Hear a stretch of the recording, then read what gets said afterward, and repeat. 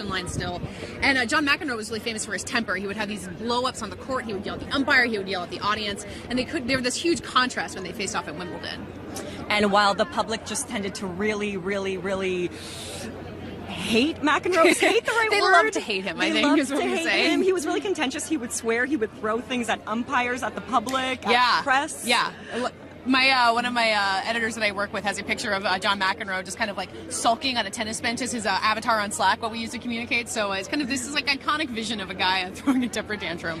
And BORG was calm, collected. He was cool. The film really goes into his psychology. It's beautifully done. Yeah, I think it's really exciting that his son Leo plays the youngest version of Bjorn Borg in this film. So they kind of like kept the entire thing in the family. And it's not just kind of old tennis that we're referencing here. We have Denis Shapovalov, another pronunciation thing I've been working on. Canadian. He's a rising Canadian tennis star, so he'll be here tonight. Maybe we'll have to ask him about his expertise about how all the tennis scenes play out. He's 18 years old. I know. He's 18 years old. Yeah, I mean, although you look at like Serena Williams or someone like that, like you start young, and that's how you make your way up in this competitive world of tennis. That's right. And BORG actually retired at 26, I read.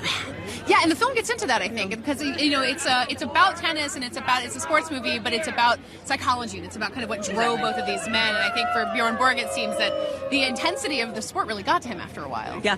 Definitely, and that comes out on screen. Again, it's really hard to not give spoilers with this very, very well-known, well-publicized love story almost. Love-hate story. That's interesting. I mean, that's kind of what the best of athletes is when you have the kind of story behind them. Like, that's why people love boxing, because you got these people kind of like talking trash beforehand. And exactly. It makes such great drama that's kind of built into it. I know. More applause behind us. Yeah, there was another car pulling up. There's a lot of crowds around us around here. Yeah, it's okay, really so exciting. Jordan, you work with TIFF. I do. And you are on the programming team at the festival. So so tell me about what the last couple of weeks have been like for you. Oh, just really calm. A lot of early nights. Yeah, no caffeine at Definitely all. not eating dinner at my desk every night. No, none of that. It's been really exciting. Listen, this is our opening night, and this is when everyone's work comes to the forefront. We have so many departments: technical, digital, programming, industry, communications, you name it. There are people that are building these red carpets. Yeah. I want to give a shout out to everyone, but there's too many people to name. Yeah, no, and I think if you're not here, and especially if you're not from Toronto, like we're standing on this red carpet, there's all these structures around us, there's people, there's lights, but we're just in the middle of the city. Like the stuff just kind of appears overnight. The CN Tower is behind us. I don't know if you can see that guy. Oh, you can't see it, yeah. You can see it from almost everywhere in Toronto, but we're almost so close that you can't see it. Unless you can see it on the screen and they're laughing at us.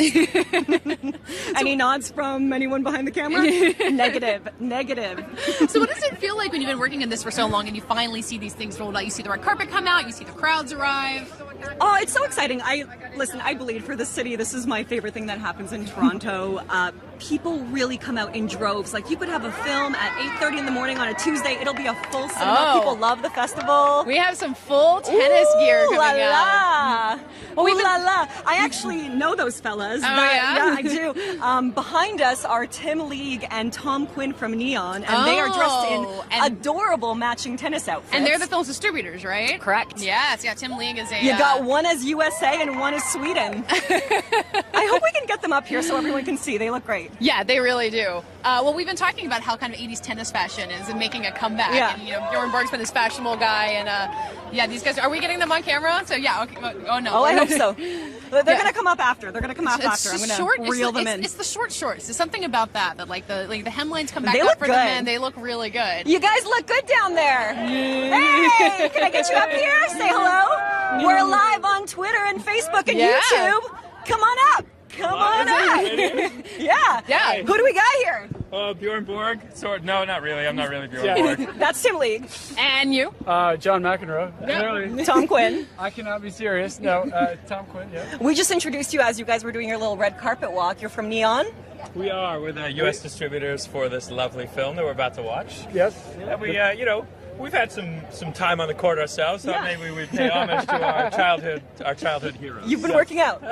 Did you just get sick of wearing suits on the red carpet and you said shorts was the way to go? We figured it'd be a little hotter, so I wanted to we're a little bit worried about the cool temperatures this morning, but I think it's I think it's going to turn out to be a great idea. But we brought for our the balls, so we're good to go. I would tell you to hit it with the racket, but I feel like we might hit one of the people who are I'm pretty sure gathering that's around a bad idea. How's your tennis game? It's pretty good. I would say better than my cohort here. I was, at St. Clairsville High School in St. Clairsville, Ohio. I was the number 6 seed on the tennis team. We did give a big spoiler, so we know who won the match in the film. 6. I think number 1 Probably seed still got in it. high school is better than number 6. Burn. So Burn. are you Team Borg or Team McEnroe? Well, I believe it's clear I'm Team McEnroe. I'm the champ. Always will be the champ. I'm Team BORG. Always have been. But we're both huge fans. We both grew up with these guys. We both saw them when we were both 10 years old. This movie is like catnip for us. And I guess that means we're both old too. Did you see them play ever? Yes. Never live. I watched this match live when I was a kid. Cool. Yeah. Very cool. I feel like this is a good time to remind you that we're live with Vanity Fair and TIFF. Yes. Oh my God. Wow. We have no dress appropriately. Yes, you have. Yes. Fashion. We're all about the fashion. Very cool. Listen, So guys, is it, yeah, well, I was going to ask if your passion for tennis that made this the perfect neon movie. Like, you just had to tell the story. We couldn't resist. We had to do this immediately. We saw 5 minutes of it. We bought it right away, and we've been talking about it ever since. We've been planning. We've got to get it down to the nth degree. So we're looking forward to a long, fun campaign, and the guys who play McEnroe and BORG in this movie are extraordinary. Sverrir and Shia are amazing, so we obviously don't do them justice, but this is a childhood fantasy of ours, so it's good to go. And there's a young BORG in this movie too, playing BORG at age 13. It's actually his 13-year-old son, and he was just at the Swedish premiere, and they asked him, was like, he's actually a really good tennis player now. It's like, at this age, are you better than your father or as good? And he's like, absolutely better. So maybe there's a new story Absolutely coming down the better. pipe. Yeah. One last question. Has Shia seen you in this costume? No. No, good news is we met everybody in the cast before we put this on, so... Yeah. We put the veil of respectability while we met the first time, and Yes. then he'll just probably... What's the bad Too news? late now. They can't go back. There's no bad news. We're going to sit down and watch the movie tonight. I think there's a special little surprise for everybody who's going to see it tonight. There's some good photos coming out of the premiere. So anyway, we're excited. Thanks, Toronto. Thanks, Tiff. Thank you. Thank you so much for joining us. Yeah. Love you guys. Congrats, guys. Really appreciate it. Thank you. All right, we're back. Who would have guessed that the distributors would be the biggest stars that we saw on the red carpet so far? They look really good. I can't keep my eyes off them. Oh yeah, no, now they've got some pictures going on. It's our platform, we're right in the middle of the red carpet. We are in kind of like the perfect selfie taking zone, I'd say. That's true. I think we're in some selfies right now. Yeah. Backs of our heads. Or some professional photos. I think there's there's a lot going on there. Great. Who we have? The steps are a little wet. Oh yeah. Safety first. Yeah, we're safety first. Safety first. Yeah, no, we are. It is a surprisingly narrow platform, probably for what it looks like. You can't see that both Katie and I are wearing heels, and we're on a tiny platform. Yes, and it's hi. All right. Don't mind us. We're just talking about our footwear. Yeah. We're trying to get in here with you. Let's just squeeze in together. Can we do that? Do it, yeah. Oh yeah. So thanks for joining us up here. Tell us about your relationship with the film. So I play Jimmy Connors, tennis player, obviously, in the film. Yeah. So how's your tennis background?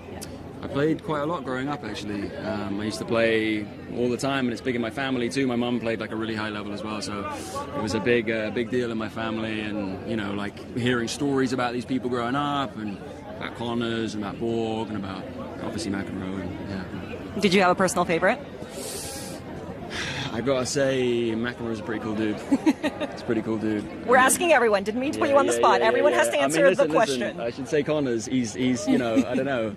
I played him. I should back up my guy, but I think I think McEnroe's a pretty cool dude. Yeah. So you've got a tennis background, but tennis in the 1980 I think is pretty different from now. So what kind of surprised you when you went back to look at this period about like how intense it was or how different the sport was back then? Very, very, very different. I mean, now it's just evolved so much. Like it's a completely different style of play. The way that people. I mean, then like the sort of emotionally, the people were like rock stars, They were. I didn't realize that until I started sort of doing the film. That these people were like they were like the Beatles, Mm-hmm. And I think that's really well represented in the film. There's a lot of stuff in there that just captures that sort of beautifully, and then also the style of play. Like the play was completely different.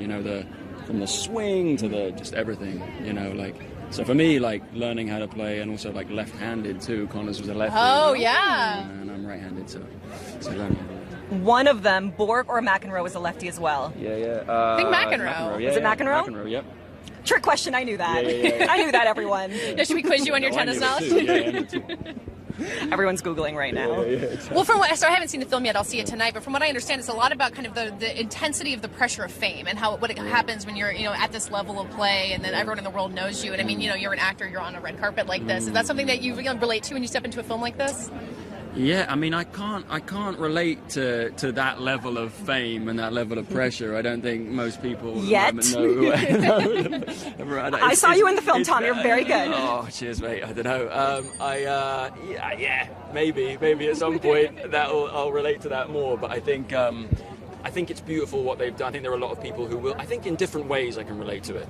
Not as a person who's like famous myself and that whole, but there's that's what's beautiful about the film is like anyone can relate to that thing of like pressure and feeling like, you're the one that's got to go out there and do it, like Mcenroe has that beautiful stuff about that scene about, none of you understand what the fuck it takes, like I'm the one that has to go out there and do it. Yeah.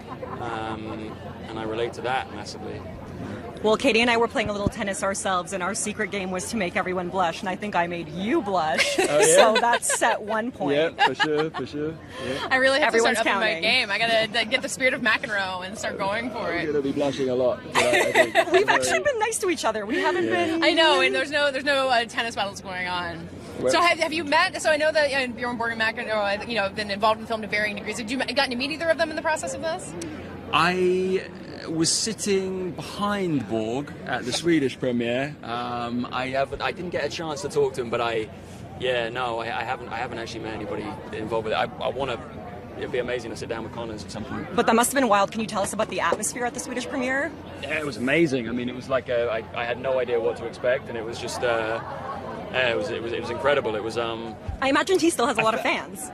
Oh yeah, Yeah. huge amount. I felt like that when we were making this film, it felt like and it is a very intimate sort of small, like it felt that way.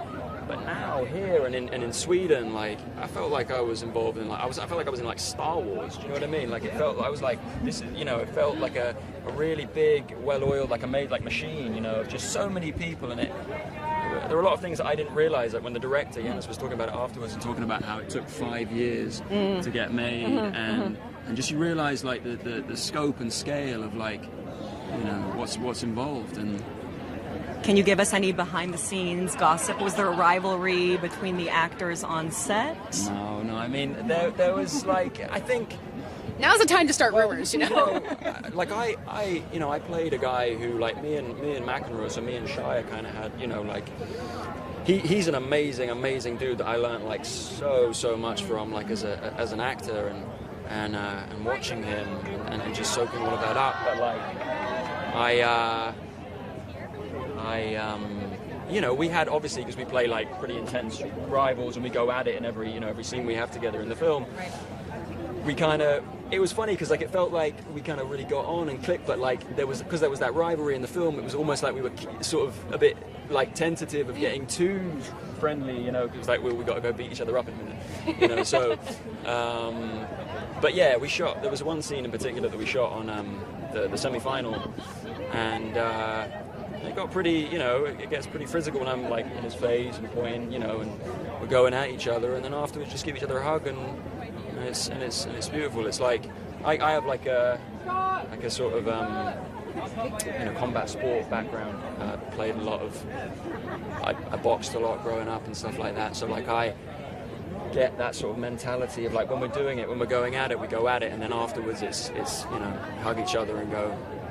Cool. It's like I love therapy. hearing that. It's all love. Yeah. Unlike love. between you and I. Yeah, I know. 1 We're point, with intense 0. rivalry. I know. 0. Smack the shit out of each other and it's all love. Tom, I think you're getting called in the other Yes, direction. we'll let you continue Thank along you so your red much for carpet. joining Thank us. you so much. Congratulations. Wicked. Smile and wave to everyone. We're live. Yeah, and please keep sending us your questions and your comments. We'll bring them all to the people who come to us on the red carpet. All right. Cool. Thanks. Enjoy the film. All right, we'll do. Thank you. Ciao.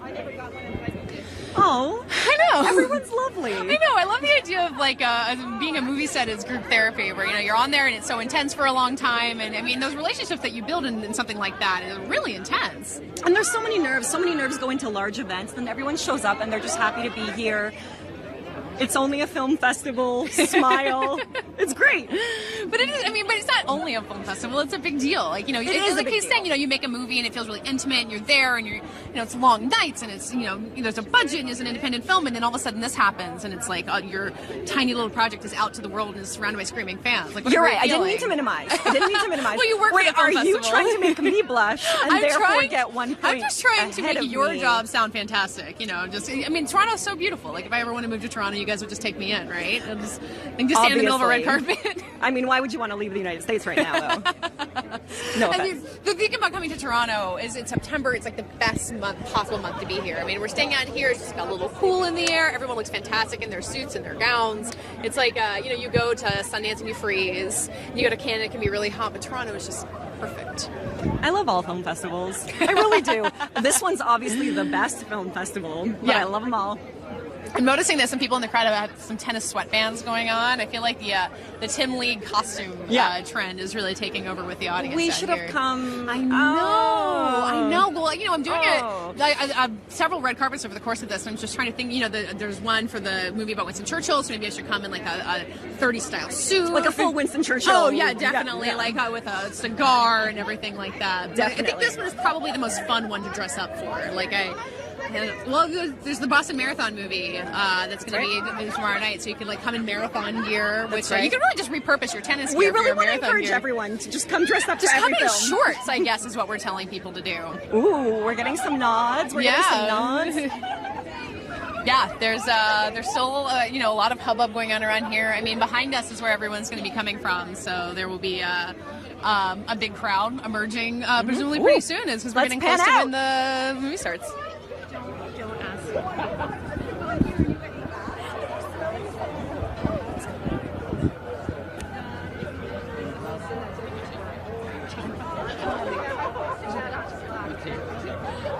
I'm posting that on you.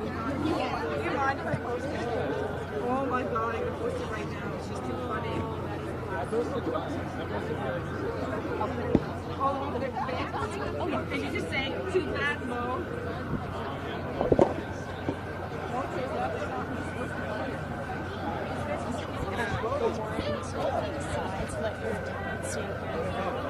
Let the person stand there.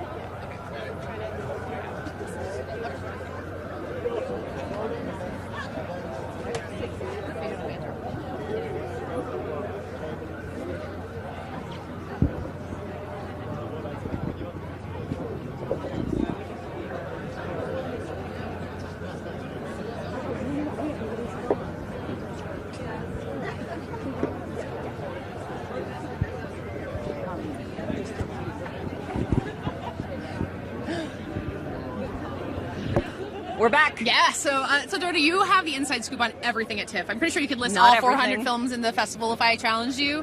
We won't make you listen, but That was a trick question. There are around 300. I see what you're doing. I see what you're yeah, doing, I Katie. totally do that. But no, you've noticed that there's kind of a little mini trend of tennis movies here this year. That's right. This is actually one of 3 tennis films we have in the festival. One is Battle of the Sexes. Have you heard of it? Yes, and it was at Telluride Film Festival a little while ago, so Correct. there's already some really amazing buzz around it. Emma Stone, Steve Carell. Yes. They're amazing in it. Well, what I like about the idea of that is that it's a story in which a very intelligent and poised woman kind of takes on a man who will really say anything to the press, and but she wins this time. She wins. They always win. Yeah, it's a little alternate history version for you of an actually true story. It's true. And the third one, another true story. It's a documentary directed by Jason Cohn, Love Means Zero. And it's about it's another love story, actually. A love-hate story, seeing a pattern, about the relationship between Nick Bollettieri, infamous tennis coach, and Andre Agassi. Yeah, so tell me about what that relationship was. I mean, because I feel like there's this trend of love-hate relationships in tennis. What is that? No, you're the one who keeps bringing it up. No. I'm just working through my feelings right now. What is that? Well, without giving too much away, because I don't think that much is actually known about the behind the scenes between Andre Agassi and Nick Bollettieri. But you know, they worked together very closely for many years. Things got heated. Come see the film. Come see the film. Find out for yourself. That's a very good festival program. So you focus on documentaries here at TIFF. Correct. I work on the documentary section, and I'm being told that there's some excitement happening behind us. Yes. I think you're about to hear some screaming soon, perhaps. Yeah, there's a lot of screaming that happens here. I guess this is what happens when you get a big crowd of people together. Everyone gets very excited about just the car. You know, they don't even know who's in it. They just start screaming for the car. Yeah, we were talking before this about how at events like this, when you're on a red carpet or you're coming out of something where there's press and you're doing interviews, that you as a normal person start walking toward like all the people with the cameras and they take a look at you and then they go, oh no, that's nobody. You're not famous. Yeah, exactly. We might be. We're not. Well, I mean, we're standing in the middle of the red carpet, but I think we're here to kind of not distract from the fame of the people who are actually walking the red carpet. That's exactly it. That's exactly it. Yeah. So talk to me more about how the documentary kind of process works. I mean, I feel like at films like this, it's always the movie stars, it's always like kind of these like big narrative stories that get the attention, but the documentaries at TIFF are always spectacular. You know what? We actually have a lot of stars in the documentary section this year, which isn't, I would say, completely normal for us. We have documentaries focusing on Grace Jones. We have Andre Leon Talley. We have Eric Clapton this year. Hey, I've heard of him. You've heard of him? Oh, yeah. Yeah. Great. Guys, there's a lot of information coming at us from every direction. I hope you're writing your questions on Twitter and on Facebook. Please. Yeah, we're going to be getting to some of those soon. Yeah, no, we're standing here talking to each other, but like having insight from what you want to hear. I mean, this is like the most direct lifeline you can have into a red carpet like event. Imagine if you could just like do this for all award shows. You're just watching the Emmys in a couple weeks, and you can just like toss questions out on Twitter for Ryan Murphy. Of all the names I picked out, that. Yeah, I know. Well, Ryan Murphy just has the most going on television. Like, I feel like he's the person I'd want to be like, so, how about you make a movie about Janet Reno? How about you make a... He's like just making TV series after TV series about fascinating But I like that your mind went there. I know. I'm a little off topic at this point. No, I really like it. Just to give you guys a sense of how this works, we're up here on this platform. We're waiting to see who shows up. Yeah. We don't know who's going to show up. A lot of people around. Yeah. And like, we know who's going to show up, but it's not always... You don't know when. You don't know when. Yeah. But we hope that you enjoy our banter. Yeah. Minor rivalry? No. No, I mean, no. We have to see what happens in the next interview. With the blushing. That's a good move on your part, because I feel like anybody, when you put them in a situation like this, no matter how famous they are or how much professional, like you give them compliments in front of this kind of crowd, and it's the blushing is just gonna start. That was really lovely. Yeah. That was really lovely, and he was super humble the way he talked about his role in the film. I know. And his co-actors. It was really beautiful. Yeah. No, and I think there's a way that people will talk about how like they bonded on a set and how like the whole cast became family, and a lot of times that feels really fake. But you get this sense of like I think I was saying before, like the intensity of the relationship that people build on things like this. That's right. Especially in a movie that's about an intense relationship where you have BORG and Mcenroe like really squaring off against each other. That's right. That's right. Oh, we're getting more cues from off camera. So again, this is a relationship that we're doing for the first time this year between TIFF and Vanity Fair. I'm the deputy editor of VanityFair.com. Our digital director, Mike Hogan, will be joining us later in the festival. We'll have some Facebook Lives with our film critic, Richard Lawson, who will be kind of talking about the best films from the festival. We're going to have a podcast crossover. I don't even think we've talked about that. No, I want to know about that. Yeah, so we have a podcast called Little Gold Men that hopefully some of the people watching this have heard of, because that's what we are all on, Mike and I and Richard. And so we'll be doing a crossover with TIFF Long Take. We'll be kind of be talking about our varying perspectives on the festival. Because, I mean, I know what you guys do feels just like your job, but I find it totally fascinating that it's this group of people who pulls together this massive festival, and it's 10 days of the year, and you spend all year trying to get it all together. This, coming from somebody who works at Vanity Fair, feels particularly humble. Listen, my it friend. is a much larger machine than I am, which I'm sure is how you feel about TIFF too. You work with amazing people, then you there's something that you have nothing to do with, and then all of a sudden it's this amazing product that you're like, oh, you guys are geniuses, and they think what you're doing is genius, and then it's how it all works together. But I want to know how it looks to the outside people, like you as media who comes to TIFF. Yeah. Like, what does this seem like to you? I mean, it feels like, obviously, being on the red carpet, like, this has not been my TIFF experience. I mean, I've been here a couple of times, but usually as media, you're sitting in the movie theater all the time, like, you're eating popcorn for lunch, and then you're, like, frantically trying to write something, and, I mean, the TIFF Media Lounge is beautiful, like, you guys take very good care of us, but there's definitely a low glamour to it when you're press, but, I mean, here, I'm just amazed at the way that all this stuff pops up, and, I mean, what is this? It's just like an office plaza, right? Like, this Exactly. Yeah. I mean, and we're right off of King Street West, which is really kind of the heart of the festival, and there's the TIFF Lightbox, which is the center of where everything is, but the entire street is blocked off. I mean, there's like a McDonald's promotion down the road. There's Correct. Yep. There were people lined up for grilled cheeses earlier today. It does seem to get bigger and bigger every year. You know what? This year got smaller. We have less films this year. Oh yeah, but like in terms of like the spectacle, like the spectacle. amount of people. I see what you mean. Yeah. So how did that work with cutting down the number of films? Because it seemed like you guys were like really careful, being like, you know what, we're just going to really pick the best of the best. You know, there was a lot of smart programming that happens. I want to give huge shout outs to the programming team. Our artistic director Cameron Bealey is Cameron Bailey is one of the most incredible people working in cinema. We love him. His vision we will follow till the end of the world. Our director of programming, Carrie Craddock, is amazing. You know, they along with the executive team, other members of staff really put their minds together and they made the festival leaner and smarter. Yeah. Yeah, I mean, and leaner doesn't always necessarily feel like the best thing when you have something. We have all these people who really want to get into the festival. So it's kind of like a counterintuitive decision, but I think it makes this just a good experience for you guys when you're coming here and trying to buy tickets, and it's less overwhelming trying to figure out what you want to go see. I mean, the amount of variety is still like really incredible. Thank you. That's really wonderful to hear. I am not taking credit for it, but... Well, you're programming some of the Eastern European titles too, so I feel like that's where some of the variety is going to come in. Like, I feel like a lot of people are going to have the chance to see something they might never have gotten to see otherwise, or might never have heard of before. Woo! Woo! Yeah, I hope so. Yeah. Whoa. You know what that was? That was the crowd being warmed up. Yeah. Speaking of behind the scenes. Yeah, there's not like a warm-up comedian out here, but I think, you know, everyone's standing out here. They're being very patient. They're being very polite, but I think everyone wants to know when they're going to get to see somebody. And I believe we've been told that one of the stars of the movie is going to be making I want to know way. when I'm going to see somebody. But I'm right here. The whole show is right here. You're right. Yeah. I could stand with you on this platform all evening. I know. Someone would have to bring us snacks at some point, but I think love snacks. wouldn't that be Popcorn. great? Popcorn. It's Stellan Skarsgård. Wonderful. He plays the coach in this movie. He's going to make his way over to us. Oh, we just... Yeah, and we clinked our microphones. It's unexpected. Unexpected. Oh, do you hear the cheering? this Got a lot of fans. great. Got a lot of fans out here in the, Toronto. The crowds at TIFF are fantastic. Toronto audiences are the best. They we love you guys. really are. Yeah. Yeah. The Q&A questions are actually really good. Everyone in line is really polite. It's I realize that saying Canadians are polite is a cliche at this point, but like it's really true. And speaking of polite, Stellan Skarsgård is signing a lot of autographs for all the people who are waiting. Someone has a vinyl of Good Will Hunting. It's a square piece of paper of a poster of Good Will Hunting, which Stellan Skarsgård spotted. Good Will Hunting vinyl. That is what I don't want to say. It's just square and shaped like a vinyl. I can't make any promises, but it is a. That person came extremely well prepared. He's a man of the people. He wants to sign a lot of autographs before he comes to us. Are you ready? I'm excited to meet him. Are you going to ask for his autograph? On these cue cards. So you've seen the film, so can you talk about his role in the movie? You know, Stellan Skarsgård. I don't need to read his bio. He's an incredible actor. Definitely. No, yeah, he's a legend. There's a reason that the crowd is excited. He plays about him. BORG's coach. It's a really intense role. They also had a really close relationship. Yeah, and kind of a rivalrous relationship, it seems. Like, even though he was the coach, like, it seems like there was, like, some envy going on there. I never did team sports, so I don't understand this like, coach pressure, relationship. Yeah. What about you?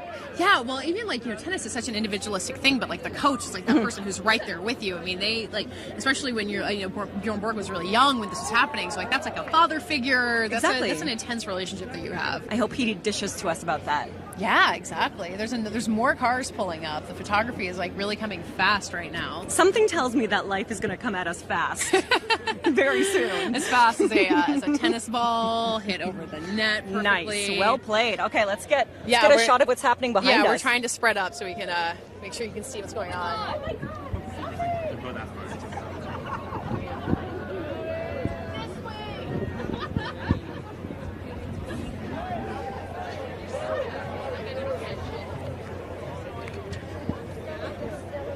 That's okay.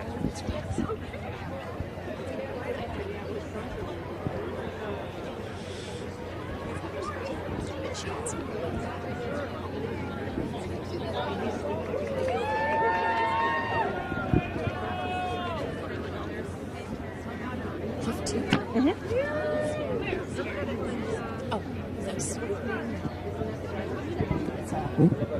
We're waiting our turn in line. The Good Will Hunting vinyl is still out there.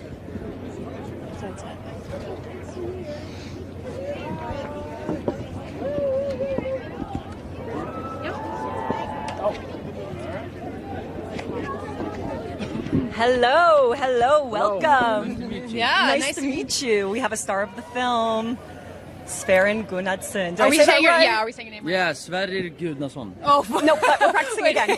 I have a very difficult name too, so I make everyone learn it. It's an Icelandic name. It's beautiful. Yeah, thank you. Let's say it all together.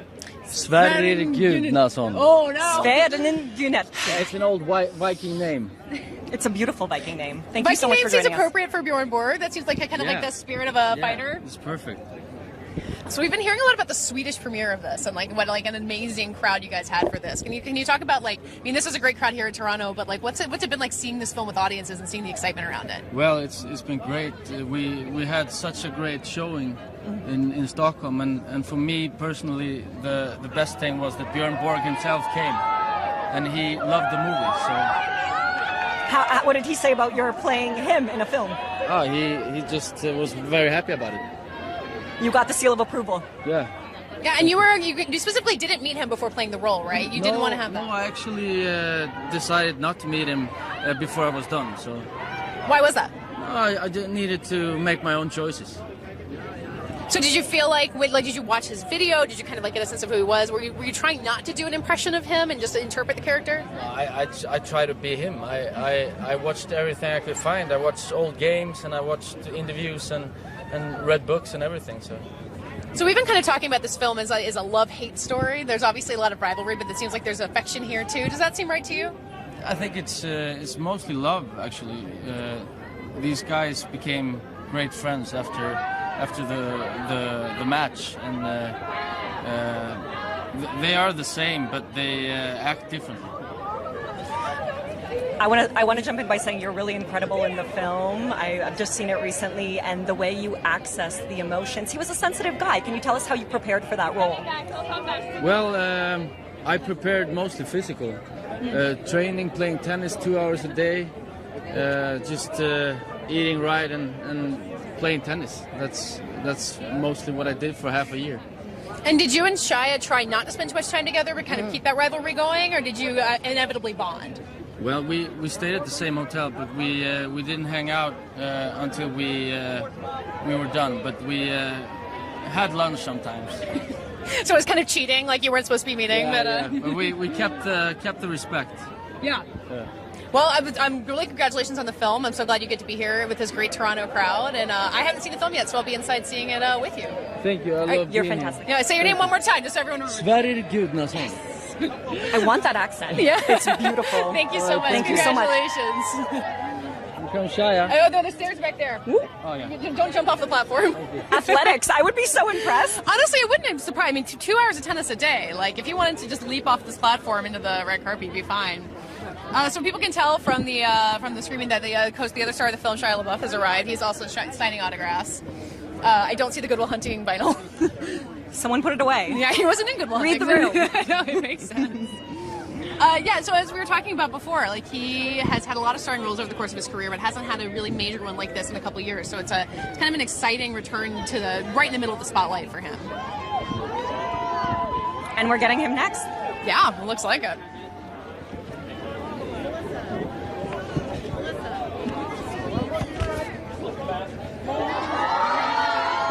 Oh. This is great. You can just hear the roar in the crowd when he goes back the direction they want him to. He's a man of the people. I know. So another one. So I work at Vanity Fair. I've been to the Oscar party and working, not like, walking the red carpet. But there is a red carpet there where people go and they have their photos taken, but there's no fans.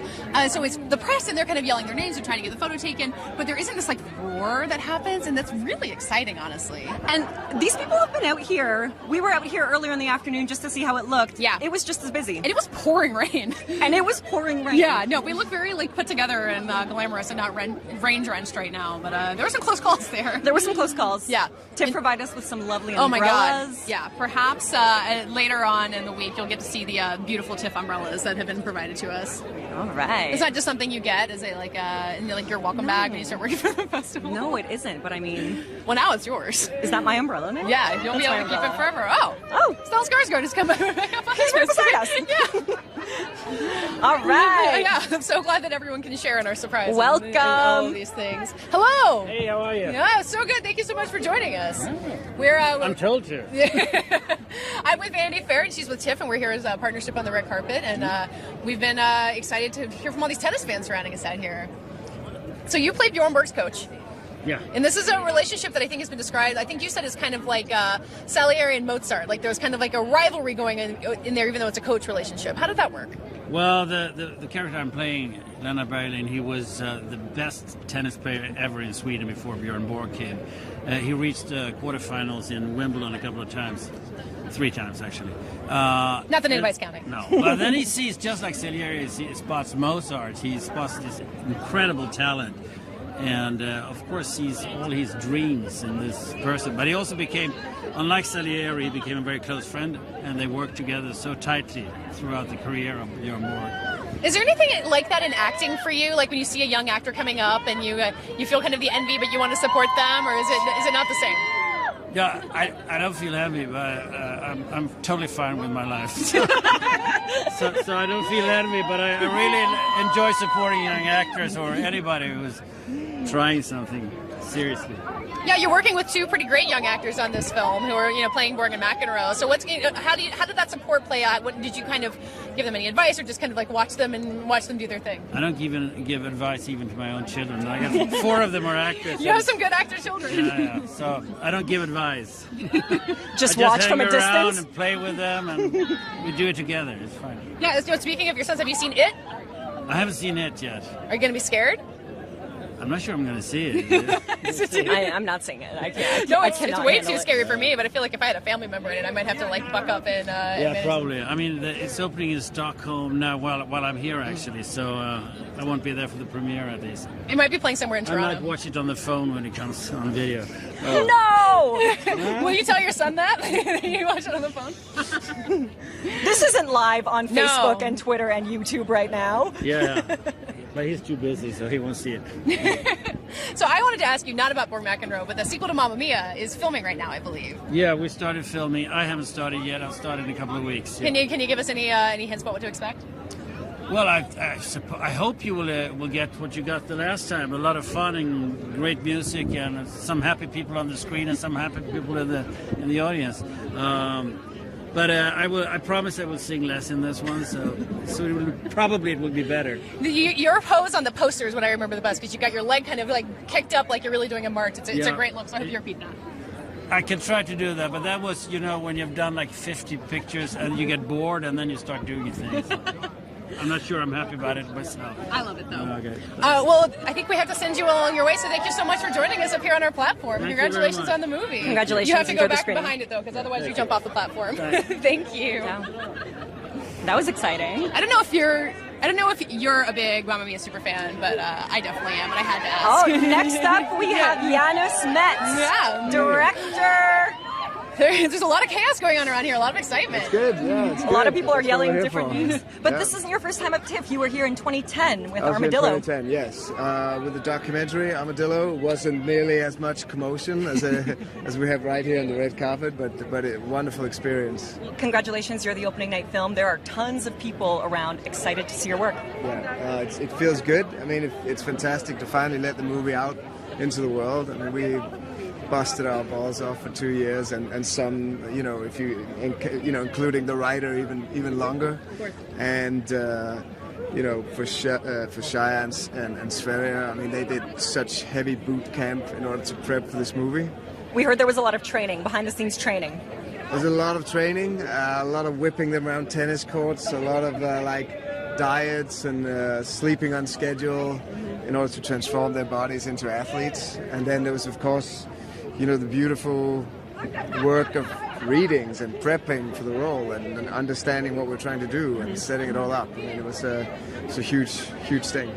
I have to ask you, because fans have been asking us, how's your tennis game? I'm learning. I'm getting there. Yeah. You were somehow inspired to get better at tennis? No, you know what? I had my first tennis lesson while I was doing this film because I wanted to know what I was putting these guys through. And my first tennis lesson was with a former tennis pro called Jaakko Nieminen, a Finnish guy who was ranked 13th in the world. And he'd just come off the world tour playing his last match against Federer. So I couldn't have had a better coach. I mean, it was amazing, and I've certainly developed a love for the game. It's a beautiful thing. So what we understand about the film is that you're really aiming to get under the skin of these guys. Like, it isn't just about tennis, it's not just about a sports rivalry, but it's about the heavy emotions that went into it and kind of the toll it took on both of them. So what did that involve for you, like getting under the skin, not just of these characters, but the actors too, probably? Well, I think it's a process of truth-seeking, not only an exploration of the material, and I would say, just as much as it's about getting under the skin of the characters, it's also about getting, into a thematic process of what the film is about. You could almost say that we're crystallizing, something that's maybe more of an existential film, sort of seen through this tennis world and seen through Björn and John and what they're meeting together unraveled. And, working with the actors is all about getting to that truth, exploring it together and trying to make things real. Yeah. Well, congratulations on the film and this amazing crowd that's joining you out here. And thank you for joining us up here on our platform in the middle of the red carpet. Thank you so much. Yeah. We hope you have a wonderful screening. Toronto is so lucky and happy to have you here. Welcome back. Wonderful. Thanks. Yeah. You have to go back that way. Safety first, everyone. Safety first. Someone is going to jump off this platform before this week is over, I'm sure. And hopefully it's not our next Hopefully guest. it's not us. We have Shia LaBeouf. Hello. Welcome. Thank you for joining us. Yeah, cool. We have here Shia LaBeouf, one of the stars. Yeah, the Mcenroe of the BORG Mcenroe. The Mcenroe of the BORG Mcenroe. So you guys got a good little banter going. Oh, we've been here for a while. We have some match set tennis points. Okay. Whoever makes you blush actually is going to win this entire match. okay. But we have to do it while being professional and keeping Yeah. our jobs. So exactly. nothing illegal is going to happen here. Got you. Okay, So, so we'll go. I'll start off. Yeah, go for it. How about, can you tell us how you prepared for this role? Because we were told that when you first read the script, you cried. And I'd like to know your emotions in getting ready for this character. Yeah. So what's the question? How I got ready? Yeah, how you got ready. Yeah, I got with Janus, and we had a bunch of really incredible tennis pros. We did a lot of physicality. I went and met his coaches in college, so I spent a lot of Mcenroe's coaches. So I went to Stanford for a while and hung out with guys who played him and guys who played with him. His name was Dick Gould, was his coach. Spent time with him, spent time with doubles partners, got to meet his son and stuff, and did as much research as I could, and then got with Sverrir and started practicing. What was it in the script that affected you emotionally so much? Well, it was just like a really cathartic thing. A lot of the words he's saying, I feel, and it just hit me. Which words? No spoilers, but what is quotes from Mcenroe, I assume? Well, I think, yeah, he's, me and him have a lot of similarities, a lot of parallels in our life, and yeah. We're getting a lot of questions from Twitter, and one of the fans would like to know if you could talk about how John McEnroe uses rage in his tennis game. Yeah, I think, well, you can see how he uses it, but he uses it to sort of amp himself up. It's like a manufactured intensity that the game hadn't seen before. And he would get people riled up, get that heart rate going, and then he would play with such sensitivity. I think that was the beauty of him, is he had touch, and he could come in there in different angles, and he could really he could play it really soft. He had great hands. And the guy on the other side, because the game was like a baseline game, and it was all power oriented when he came in, like guys like Lendl and BORG, it was all power when he came in. And he would play into that power in terms of his persona, but the way he would play the game was very wispy and light-footed. It was that dichotomy is what made him great. That's why he dominated for so long. Fly like a butterfly, sting like a bee. Something like that. Yeah. Is that one of the things that you connected to, that idea that you have to really tap into something in yourself? I mean, not for tennis for yourself, but for acting, but you kind of have to work yourself up inside and then produce the work. He's a bit, I guess that's what I identify with. He's a bit like a goldfish with a shark fin taped to his back, Nice. Taped. I like that. That's better than float like a butterfly, sting like a bee. But taped, right? So it can fall off. Yeah, it's fake. Yeah, it's fake. It's a cardboard shark fin. So the rage is there, but it's maybe a little bit more of a teddy bear underneath than we thought. I think it starts in a way where it's really manufactured, and then it becomes super authentic. But I think it's at least from what I watched and what I gathered, it was a tactical decision that he made. It wasn't just fly off the handle, wild, lose your shit kind of Mcenroe. It was very tactical. And do you feel like he and BORG maybe were the only people who really got each other at this time? I feel like that's the sense that the movie is giving us. I think the movie is going there and pushing that narrative, but I don't know. I think him and Connors really understood each other.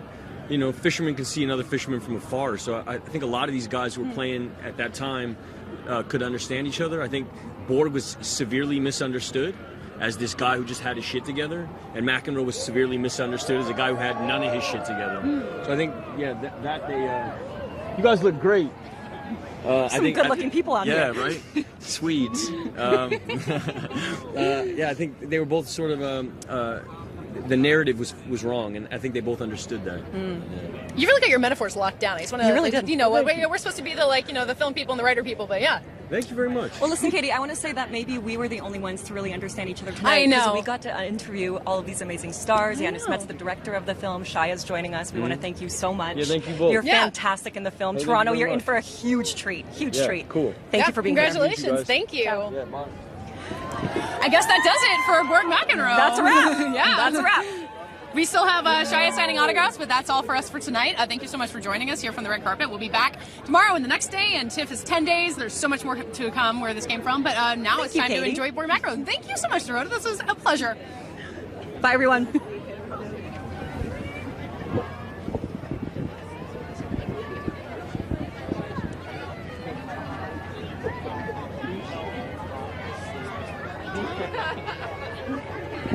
You guys, you were so good. That was awesome. I can tell you were real good. Like, nobody's seen my name.